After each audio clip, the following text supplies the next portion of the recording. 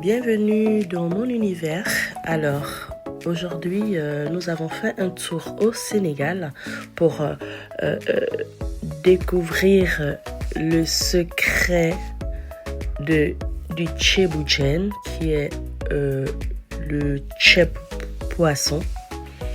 Donc voilà les ingrédients. Vous avez du chou, du poivron vert, rouge, des carottes, des tubercules, de l'ail et du gage.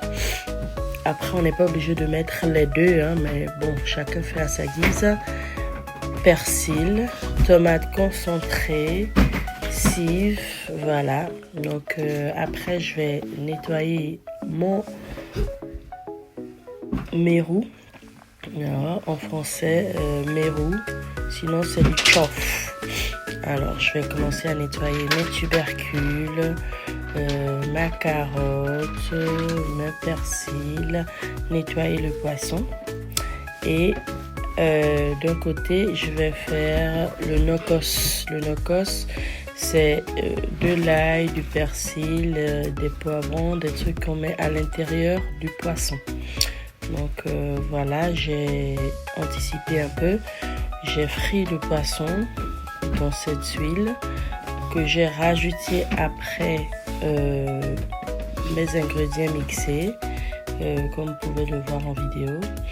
Donc dès que tout a bien mixé, la tomate bien cuite, ben, on rajoute de l'eau. On met de l'eau, on met le gage, qui est un poisson fermenté, salé. Donc il faut au préalablement le laver.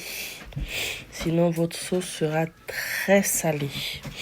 Donc voilà, comme vous pouvez le voir, après avoir fait cuire bien la tomate, j'ai mis mes légumes, environ 30 à 40 minutes. De toute façon, il ne faut pas que ce soit trop cuit non plus.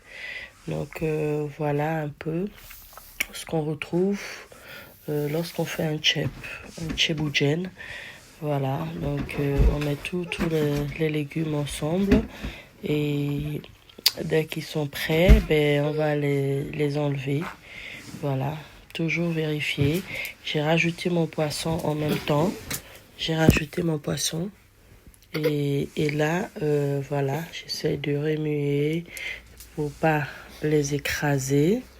Donc voilà, et dès que les légumes sont prêts, on va les enlever pour les mettre dans un bol. Le poisson également, on le mettra aussi dans un bol séparément, oui, pour pas les écraser. Voilà, vous voyez bien l'apparition des condiments à l'intérieur du poisson. Donc voilà, ça bout. Et voilà. Donc dès que tout est prêt, on va mettre maintenant le tout à côté. Et je vais passer au riz. Voilà, le riz cassé 2 fois. Voilà, on n'est pas obligé de faire, de laver le riz longtemps. Sinon, après, il aura trop d'eau et votre tchèp n'aura plus un goût comme cela se doit.